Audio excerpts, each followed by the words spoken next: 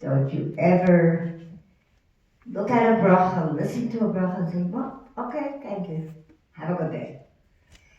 But if a gadol gives you a bracha, you better be sure that you put it in your pocket, it's there for.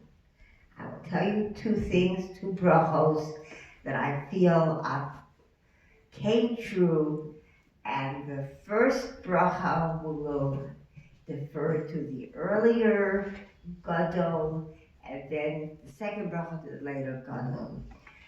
My husband's grandfather was little Moshe, and Moshe was 3 years old when he lost his mother.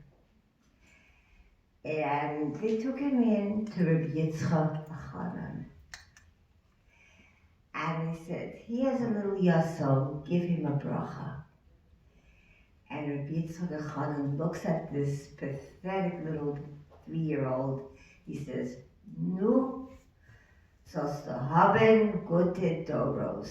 May you have good doros. So we have a present in our pocket, and this Yitzchak Achanan is no less a Talmid Chacham. He is definitely, he emulates the bracha, the Korah bracha. The second bracha came when I was a young girl, and I was 2 years old, no less. And we were in Yerushalayim. My father was German, and he did not know Chachmas. He didn't know how to play games with anybody. So he would go on the streets of Yerushalayim and see that the girls all wore A, long sleeves, and B, they wore long stockings. So he figured, well, he's not going to impose that on his child just yet, but when he takes that girl to shul with him, and he took me to shul every Shabbos, I was 2 years old. I was dressed like the rest of my yeshurim. He didn't play games. He didn't, because this is what you do when you're in Rome, you do as the Romans do, am I right?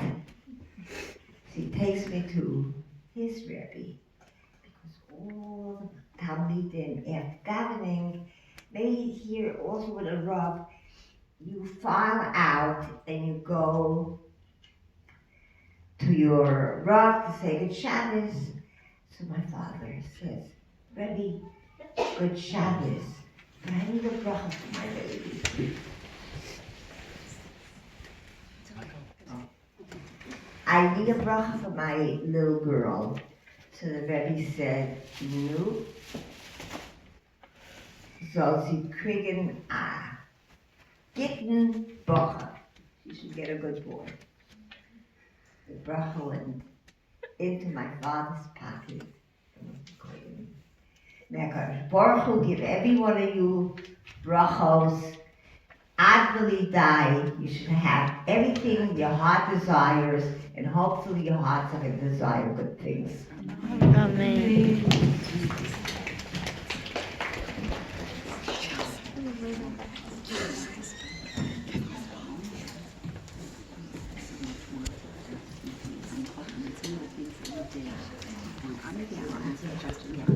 Okay, girls, please be seated. We're going to ask a very special, question. First of all, I want to say one thing. One thing I want to say, I'm not a Rebbetzin. Oh. My name is Ruth Cohn. Okay. So, Ruth. Okay, well, Okay. I'd like to say something to Mrs. Cohn, since she doesn't allow us to call her Rebbetzin. Chazal tell us, Eshes chaver kechaver. Her husband's not alive anymore, the esteemed Rav Cohn, but one thing we know, that the wife of a Talmid Chacham is like the Talmid Chacham, and the brachos that she's giving, dispensing to all of us here in this room are something very special. I would also like to ask her, I think a lot of the girls have this question. Your esteemed son mentioned that you were a lawyer by trade, and yet on the other hand, you seem to have supported your husband throughout his life so that he could become who he was. Could you share a little bit of what the impetus was and what it was like to live that kind of lifestyle? What it was the impetus to become a lawyer? And a Talmid Chacham. all right. First of all, my father was German, I told you, he knew no chachmas. His background was Torah, or like we would say, Torah in Derech Eretz. My father believed in Torah in Derech Eretz, and he very much wanted me to go to law school. So that's one of the factors, but I can't tell you what the only factor. I was a school teacher, and my husband was sitting and learning, and we were struggling, and my children were growing up, and I just was, at the time, it was a school, not every school does that, but it was a school that underpaid, and I felt I gotta find something better. So I looked for something that would befit my personality. I love to argue. But I argue with a lot of respect. When I get up in front of I work in the Court of Appeals. And I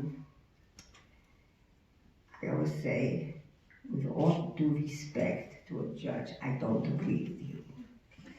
So, does that answer it? Or do you want any more? Describe to them what those years were like when you were working to support your husband. I think that would. Okay, so there were years that were lean. They were really lean. I was a school teacher, and it was very, very difficult because I came from Israel. It's an interesting thing. I came from Israel as a very poor child. And I'll tell you the truth, when I came to America, and America held all the promise in the world, and I said, I never want to be poor again. I never want to be poor again. So I worked very, very hard, and I went to school, and I have to tell you something, believe it or not, and my grandson reminded me what I'm about to tell you. Not only was my husband optimally supportive of what I was about to do, my husband helped me. Let me tell you a secret. I told you I know how to argue, and I do. I will always lose my argument to my son. He's a much better son than I am. That's no rubber. A son is always better than a, so I wouldn't try to argue with him. I'm always guessing him. But in any event, because it's a self-preservation. But in any event, at some point, Baruch Hashem, I finished law school, and I have to tell you, I really do not believe it was Kol Chivel to Yadi, Sha'asam Yezachai Hazeh. I was Matzliach, but I really believe it was Siyat Deshmaya, because Baruch wanted to show me that Ein Adam no Keif Etzba'o no Mata Ela Im Kein Machrizin Olav no Mala. Nobody can accomplish anything without I'm going to bang my hand now, or I'm going to speak in front of you. I didn't expect to speak in front. Nothing happens without Hashem wanting me to do that. And as things got easier and better, Baruch Hashem, the family was able to enjoy from HaKadosh Baruch Hu's brachos. I put my children through law school. I wouldn't mind putting Emma through law school if she decides. And if she decides to become a doctor, I'll put her through medical school. It's, by the way, it's not a stira. It's not a stira. In fact, my husband, and I can tell you, I know when I speak of my husband, and he's in the Ola MS, we have to be 1,000,000% truthful and never exaggerate. And that's why I remember saying to somebody at the Leviathan, don't say more than he was. Because if you say something and it wasn't true, you're going to take him to task. And in fact, I remember I lost a brother. A brother who was a corrections officer in a major prison. And he was really a Baal Chesed, an Ish Chesed, a wonderful person. But when somebody was masculine, his Rav nonetheless said, and he was a Bucky in Shas, and he wasn't. You don't call many people Bucky in Shas, you really don't. So when he came to me about Nachamavami, I took him to task. I said, what did you do there? Now in Shemayim, they're going to ask my brother, they say you were a Bucky in Shas, why weren't you? So you have to be very careful. MS was one thing that resonated with my husband.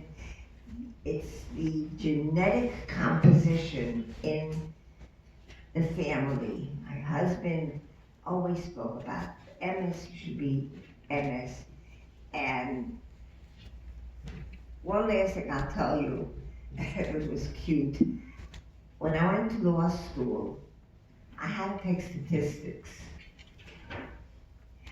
And I told you I cannot count 2 and 2. You'll ask me, what is 2 and 2? And I'll tell you it's 22. He had to teach me statistics, because without statistics, you just do not graduate law school. And I'm proud to tell you that he taught it to me. I knew what he taught me, and the next hour I completely forgot it. I don't know. Is there anything else you want? Thank you so All much. right, you were a pleasure, and thank you for giving every one of us an opportunity to come into the insides of the life of Yankel Cohen, who was a superstar. Thank you, girls. I think we all acknowledge the fact that he was a superstar because of such a wife. And I think one last thing to say is hafach ba v'hafach ba tekula ba. If a Talmud Chacham who spent his entire life learning Torah, who didn't attend any kind of university, was able to teach his wife statistics. But he was very good at math. He was very good at math, right? But nonetheless, he didn't even take stats, not even pre-stats, any kind, and yet was able to. We see the power of Torah. It's staggering. Today's speech was absolutely inspiring, and we thank Mr. Cohn and the entire family, and Mrs./Rebbitzin, Ruth Cohn, and Mrs. Cohn, and the whole family, Emma, for facilitating this. We won't forget it, and thank you very much. Girls, please. I do have your Michelin hands. I guess I can give them back to you. I'm sorry, but I wanted to wait until everybody was here. They weren't ready a while ago, actually. Okay.